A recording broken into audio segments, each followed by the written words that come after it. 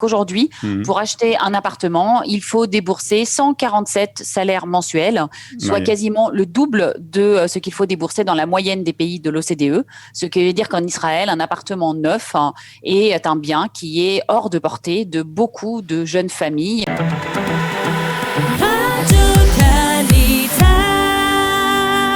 De nombreux défis économiques pour le nouveau gouvernement qui a été constitué la semaine dernière, au déficit budgétaire, relance économique après le coronavirus, et aussi le prix des appartements, prix qui ne cesse d'augmenter. Et pour en parler ce matin, nous sommes avec Yael Ifrar. Yael, bonjour.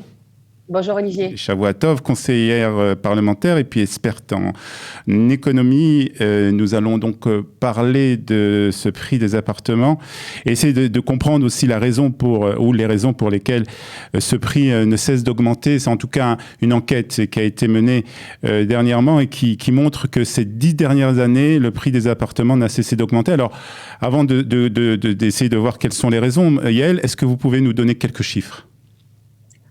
Les chiffres des appartements ne sont pas fixes. Ils n'ont fait qu'augmenter, effectivement. J'ai pas de chiffres exacts, mais ce que je peux vous dire, c'est qu'aujourd'hui, pour acheter un appartement, il faut débourser 147 salaires mensuels, soit quasiment le double de ce qu'il faut débourser dans la moyenne des pays de l'OCDE. Ce qui veut dire qu'en Israël, un appartement neuf est un bien qui est hors de portée de beaucoup de jeunes familles ou de primo-accédants, ce qu'on appelle des primo-accédants. Le marché étant réservé à des gens qui sont déjà propriétaires et puis aussi évidemment aux investisseurs.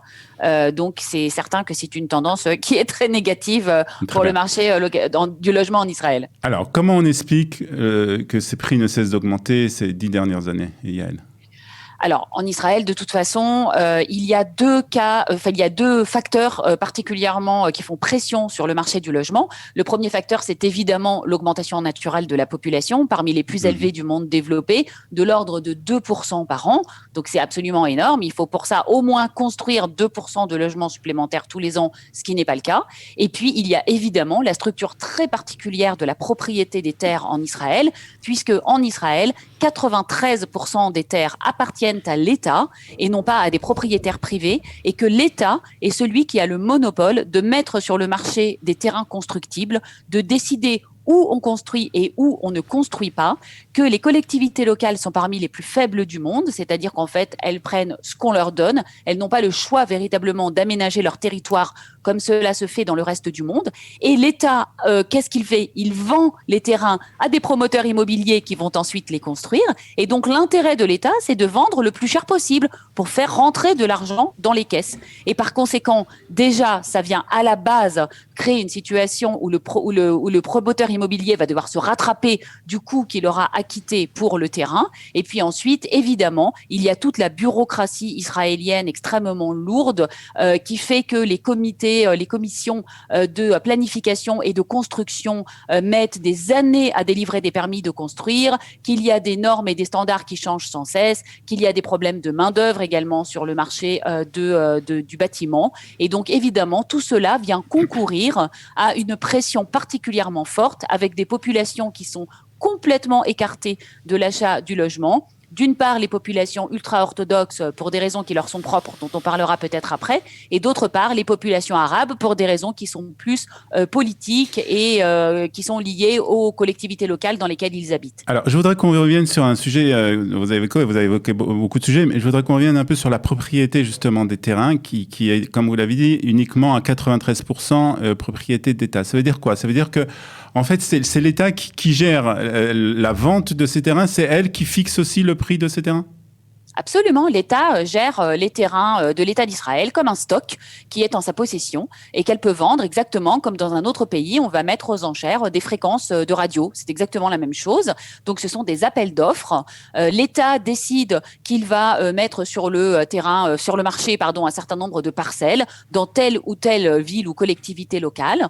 Il lance un appel d'offres. Les promoteurs immobiliers se mettent sur les rangs. Il y a évidemment tout un cahier des charges extrêmement compliqué puisqu'en Israël, Israël, ce sont les promoteurs immobiliers qui sont chargés de rendre le terrain apte à l'habitation. C'est-à-dire l'État décide que c'est un terrain constructible, mais c'est le promoteur qui doit installer les égouts, l'électricité, les conduites d'eau, etc. Donc c'est déjà un petit peu compliqué. Et puis ensuite, c'est le mieux-disant qui l'emporte, évidemment. Ouais. L'État n'a aucun intérêt à gagner moins d'argent. Il a intérêt à vendre à celui qui propose le plus d'argent. Donc, comme je vous le dis, déjà, le promoteur qui a payé le plus cher, il faut qu'il se rembourse de ce coût après construction. Et ça fait déjà d'emblée, mécaniquement, augmenter les prix du logement. Alors, est-ce que ça dure, enfin, depuis déjà plusieurs années, comme on l'a dit, depuis au moins plus de 10 ans. Est-ce que il y a une chance que ça change quelque part ? Alors, on ne sait pas. Diverses lois ont été passées pour essayer d'accélérer la délivrance des permis de construire, qui est aussi quelque chose de très problématique. Et puis, évidemment, on peut repasser sur le bilan des années Kahlon, puisque Moshe Kahlon avait mis à son ordre dans son agenda, en ordre de priorité numéro 1, faire baisser les prix du logement. Et on peut dire qu'il s'y est attelé avec toute son énergie. Il a fait venir au ministère des Finances la totalité des compétences nécessaires pour pouvoir délivrer des permis de construire et pouvoir faire construire des logements plus vite. Et évidemment, le programme phare était le programme Mechir Lamishtaken. Ouais. Ce programme consistait donc à ce que l'État vendait aux promoteurs les terrains avec des réductions énormes, de telle façon que les promoteurs ne puissent pas dire qu'ils ont payé le terrain cher, et donc c'était censé se répercuter sur les prix de logement. En gros, l'État subventionnait le terrain pour le promoteur. Bon, alors ce programme était destiné uniquement aux jeunes couples et puis visait à construire pas seulement dans les zones de la périphérie qu'on voudrait peupler, mais surtout dans les zones aussi du centre, parce que c'était l'électorat de Moshe Kahlon, les jeunes couples des classes moyennes. Et donc, en fait, cela n'a pas véritablement aidé. Et aujourd'hui, on se rend compte que des milliers d'appartements qui ont été construits dans le cadre de ce programme, où je rappelle qu'on gagnait à la loterie, on se présentait et on gagnait un appartement, ont tout simplement été mis en location par leurs propriétaires qui n'ont jamais eu l'intention de les habiter. Donc ça, c'est un premier programme. Yaakov Litzman, lors de son court passage au ministère du Logement, a également mis en place un programme assez semblable, mais qui était destiné à son électorat, puisqu'on a bien compris que chacun travaille pour son électorat. Son électorat, c'était évidemment la population ultra-orthodoxe, et en particulier la chassidoute de Gour. Alors là, c'est encore plus spécial. L'Admor de Gour avait désigné 2 quartiers, dont la ville de Arad, pour être des nouveaux centres de peuplement de la chassidoute de Gour. Et donc, Yaakov Litzman a mis au point un système, effectivement, de subvention, mais simplement d'appartements dans la périphérie pour des jeunes couples qui pouvaient donc acheter des appartements à un prix mais vraiment battant tous les records, quelque chose de l'ordre de 300 000 ou 400 000 shekels, donc abordable quasiment pour tout le monde en Israël.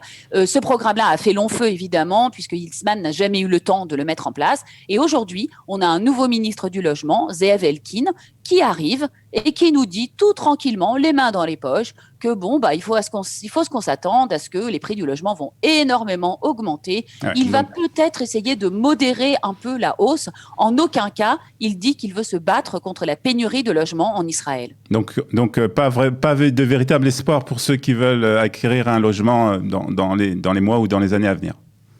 Absolument, d'autant plus que Israël Katz, le ministre des Finances, a lui pris une mesure qui est extrêmement adverse pour les jeunes couples qui veulent acquérir un logement. C'est qu'il a refait baisser la taxe à l'acquisition d'un 2e et 3e appartement. Vous vous souvenez que Moshe Kahlon s'était battu pour faire passer cette mesure qui était censée éloigner les investisseurs du marché. Israël, il faut comprendre, est un marché du logement très attractif, également une valeur refuge pour des juifs du monde entier qui y achètent des appartements où ils ne résident pas. Or, le pays est petit, il y a une pression très importante, tout le monde veut habiter au même endroit, l'État ne fait que très très peu d'efforts afin de mettre en place des infrastructures de transport qui permettraient à tout le monde de pouvoir habiter dans le Negev ou tout simplement dans le nord. On se bat depuis des années pour essayer d'installer un nouvel aéroport dans le nord d'Israël qui est également extrêmement enclavé. C'est un pays où finalement on est encouragé en permanence à venir habiter dans la métropole du Gush Dan où réside déjà quasiment la moitié de la population du pays, et évidemment qu'aucune mesure que l'on voit, peut-être l'extension des infrastructures de transport, mais ça c'est à 10-20 ans, ne viennent pour résoudre ce problème très très aigu et très très grave. Très bien, merci beaucoup en tout cas Yael Ifra pour toutes ces explications qui ne sont pas très optimistes, mais c'est malheureusement la réalité. Merci beaucoup d'avoir été ce matin avec nous avec nous sur Studio Kalita. Merci Olivier. Une bonne journée.